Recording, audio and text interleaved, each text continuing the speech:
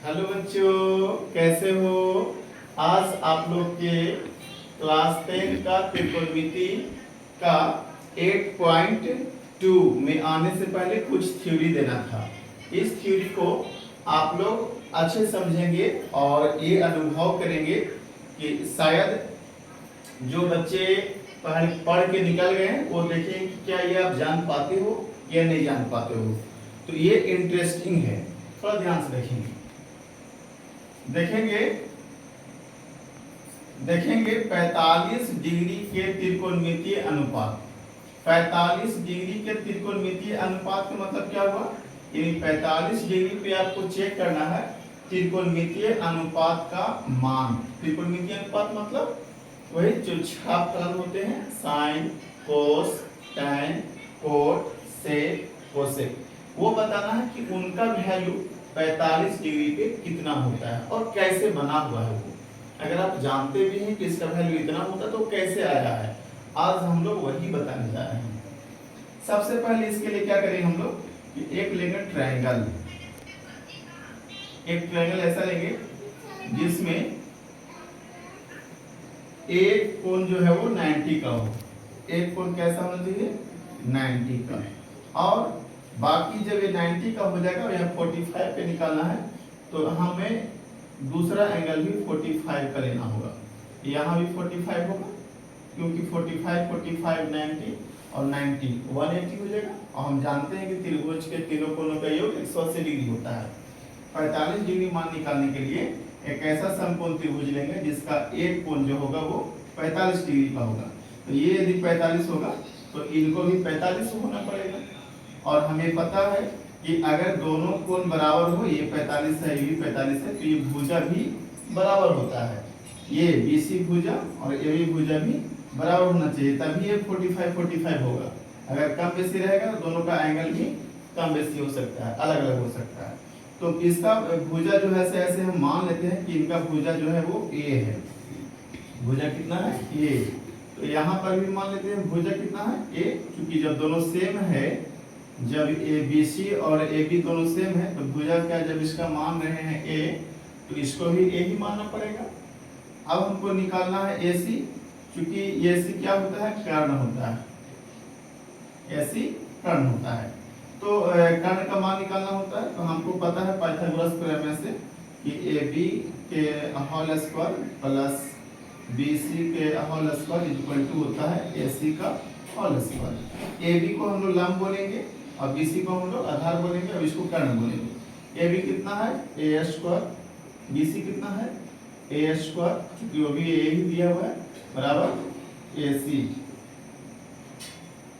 का whole square. A square कितना होता है, 2A स्क्वायर, बराबर कितना हो गया, AC का होल स्क्वायर। जब वहां से वो AC का स्क्वायर पार्ट से यहाँ से जब हटेगा तो यहाँ पे क्या आ जाएगा, रूट, वो अंदर रूट आ जाएगा, ये रूट यहाँ पे चढ़ जाएगा ऐसे, रूट 2A स्क्वायर, इधर क्या हो जाएगा, AC। अब हमें पता है कि यहाँ जो स्क्वायर पार्ट में है और दो वो है, ये तो ये तो निकल जाएगा, लेकिन दो नहीं निकलता है क्योंकि दो का जोड़ा नहीं है, पेयर में रहने पे निकलता है। तो रूट 2A से ही हो जाएगा और ये निकल जाएगा। ये हो गया बाबू लोग AC। तो AC कितना हो गया, रूट 2A। अब हमको निकालना त्रिकोणमितीय अनुपात, यानी हमको निकालना है साइन थीटा, कोस थीटा और टैन थीटा। हम बताएं पहले भी कि इनका फार्मूला में त्रिकोणमितीय अनुपात को 6 बताया जाता है कि 6 होता है। तो साइन, कोस, टेन और इन तीनों का उल्टा होता है। जैसे साइन का उल्टा होता है कोसेक और कोस का उल्टा होता है सेक और टैन का उल्टा होता है कोट। ऐसे सारा हम लिख लेंगे। इसके बाद एक ट्रिक बताए थे बच्चों आप लोग को कि इनका फार्मूला यदि याद नहीं होता है TBH के फॉर्म में, तो आपको एक ट्रिक बताया गया था कि पंडित बद्री प्रसाद, पंडित बद्री प्रसाद, और बटन क्या होगा, हरि हरि बोल। पंडित बद्री प्रसाद हरि हरि बोल। ये हो गया आपका साइन कोस टैन का फार्मूला। अब इसका उल्टा कर देना है, तो जब साइन का उल्टा कोसेक होता है तो ये भी उलट जाता है, यानी कि ये हो जाएगा h बटा p। अब इसका उल्टा करेंगे तो क्या होगा, h ऊपर और b नीचे, h ऊपर और b नीचे। इसका उल्टा करेंगे तो b बटा p। हमें देखना है ये है कि 45 का जो मान दिया हुआ है यहाँ पर, 45 का जो मान दिया हुआ है, तो थीटा के जगह पे हम क्या रख लेंगे, 45 रखेंगे। क्यों? क्योंकि हमको साइन 45 का, कोस 45 का, tan 45 का, सभी का 45 का मान निकालना है। तो जहाँ पे थीटा हम लिखे हैं वहाँ पे 45 लिखेंगे। अब हम लोग क्या लिखेंगे, 45 45 45 45 45 45, ठीक है, 45 लिख दिए। ये हो गया आपका 45 का मान पूछ रहा है। तो साइन 45 का क्या होता है, p बटा h। तो p हम इसको माने कि ये है, और ये इसको हम माने हैं b, यानी इसको माने हैं आधार। ऐसा कब, जब c से देख रहे हैं। अब इसको माने हैं लंब। तो p कितना है हमारा, a है, तो हम कितना रखेंगे यहाँ पर बाबू लोग, a बटा h कितना है, √2a, √2a। अब इसको काटेंगे, a से काटेंगे तो ऊपर कितना बचेगा, 1, यानी साइन 45 का जो वैल्यू हो गया वो हो गया 1/√2, ऊपर में 1 और नीचे में √2। आप देखेंगे किताब में मिलाइएगा कि 1/√2 आपको वहां पे होगा। अब यहाँ पे हम निकालते हैं कोस का, तो b बटा h है, b का मान कितना है, जैसे यहाँ लंब था तो यहाँ पे आधार ये है b भी कितना है, a, और h कितना है, h √2a है, 2a। यहाँ भी a से कट जाएगा, ऊपर बचेगा 1, यानी ये हो जाएगा 1/√2 कोस 45 का मान हो गया। अब tan 45 का मान देखते हैं बाबू लोग। तो tan 45 में क्या होता है, p बटा b, p कितना दिया हुआ है यहाँ पे, a दिया हुआ है, a लिखेंगे, और b कितना दिया हुआ, a दिया हुआ है, काटेंगे तो कितना आएगा, 1।